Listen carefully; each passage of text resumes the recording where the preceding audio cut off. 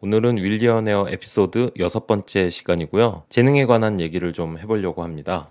저는 초등학교, 중학교 때 비만에 가까울 정도로 좀 뚱뚱했던 사람이었습니다. 좀 뛰기라도 잘 뛰어야지 애들이랑 같이 운동장에서 어울려서 놀 수 있었을 텐데 제가 몸이 뚱뚱하니까 뭐 이 몸을 끌고 뭘 제대로 할 수 있었을까요?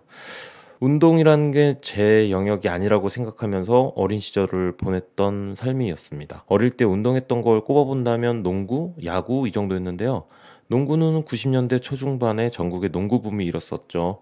그때 잠깐 유행 따라서 했었던 거고, 야구는 프로야구 시즌에 동네에서 친구들하고 캐치볼 정도 해본 게 전부였었습니다. 운동에 흠뻑 빠졌던 시간은 저의 성장기에 존재하지 않았었습니다. 뭐 몸이 뚱뚱하니까 딱히 하고 싶은 마음도 없었고요. 그렇게 20살이 넘어서 대학교에 들어갔는데 뭐 그때도 살은 좀 빠졌지만 운동이란 걸 제대로 한 적은 단 한 번도 없었습니다.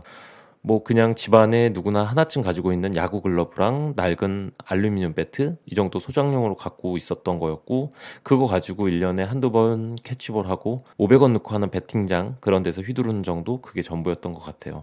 그래도 적어도 야구에서만큼은 아주 약하게 운동이라는 끈을 스스로가 잡고 있었던 게 아닌가 싶습니다.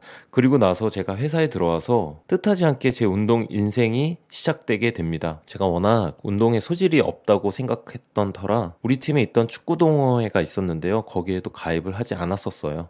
뭐 사회생활을 잘하려면 뭐 실력을 떠나서 이런 모임에 들어야 한다는 선배들의 충고도 있었긴 했는데, 저는 제가 몸에 맞지 않는 옷을 입고 싶어 하는 사람이 아니다라고 생각해서 불이익이 있더라도 내가 원하지 않는 건 하지 않겠다 뭐 이런 생각으로 가입은 하지 않았었습니다. 하지만 사람 일은 오래 살고 볼 일입니다. 결론부터 말씀드리면 한 10년 전에 제가 우리 팀의 야구단을 창단하는데 주도적인 역할을 하는 사람이 되었고요. 그 이후에도 야구단에서 괜찮은 활약을 했다고 스스로 생각하는 시간을 보냈습니다.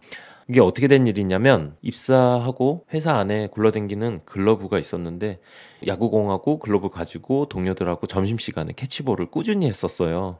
그런데 하면 할수록 제가 공 던지는 것만큼은 다른 사람들보다 조금 더 재능이 있지 않나라는 걸 알게 되었고요. 저는 아무런 노력도 하지 않았는데 내가 던지는 거에 재능이 있나? 뭐 이런 생각을 좀 하게 되었고요. 이건 제 삶의 과정 속에서 절대 일어날 수 없는 논리였었습니다. 저는 뭐 예전에 어렸을 때부터 어느 정도 목표를 세우고 노력을 해가지고 그 목표를 이루는 방식으로 패턴화되면서 살아온 삶인데, 제가 별 노력도 없이 어떤 걸 이룰 수 있다? 잘한다? 선뜻 이해가 가지 않는 상황이었고요. 어쨌든 제가 공 던지는 거에는 조금 재능이 있다라는 걸 알게 되고 나서 노력은 자연스럽게 뒤따라오게 됐고요. 적어도 야구에서만큼은 제 스스로 노력을 해서 더욱 좀 강하게 만들었다, 이렇게 그 시간을 보냈던 것 같아요.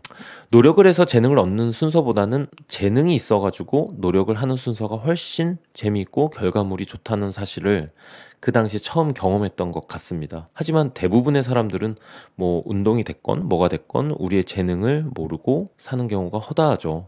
왜 사람들은 자기의 재능을 모르고 사는 경우가 많을까요? 뭐 제 생각에는 해보지 않아서이다 라고 생각을 합니다. 그럼 우리는 재능 갖기 위해 뭐든 다 해봐야 될까? 꼭 그렇진 않은 것 같아요. 세상에 얼마나 많은 시공간 속에서 다양한 것들이 존재합니까? 우리는 모든 걸 알 필요도 없고요. 도전할 이유도 없습니다. 그렇지만 적어도 내가 주어진 공간 속에서 그게 조금이라도 재미있겠다라고 느끼는 요소가 단 한 개만이라도 머릿속에 스쳐가는 게 있다면요, 여건이 허락하는 범위 내에서는 무조건 해보시기를 추천드립니다. 그리고 금방 실증이 나면요, 안 하셔도 됩니다. 적어도 이런 삶의 패턴이 계속 켜켜이 쌓인다면 어떤 한 사람에게 숨겨진 재능을 발견하고 집중할 수 있는 기회는 분명히 찾아온다고 확신합니다. 우리가 재능을 발견했을 때 흔히 하는 착각이 자만입니다. 아무리 유능한 선수라도요, 재능만으로만 성공이 불가능하다는 너무 뻔한 사실을 우리는 잘 알고 있는데, 그게 나 자신한테 일어난다면 인간은 쉽게 자아도취에 빠지게 되겠죠. 그리고 교만과 자만이 쉽게 찾아와서 결국 그 한계에 봉착하게 될 것 같습니다. 이윽고 노력이란 요소가 갑자기 등장하며 재능만으로만 넘어설 수 없는 벽의 끝에서 더 지속할지 말지에 대한 시험에 들게 할 수도 있습니다.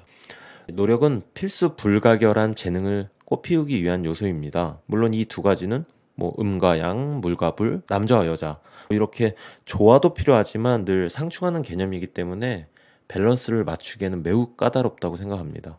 하지만 둘 중에 하나가 없으면 공존은 불가능하겠죠. 결국 결실의 꽃을 피울 수 없을 것 같습니다. 결론적으로는요.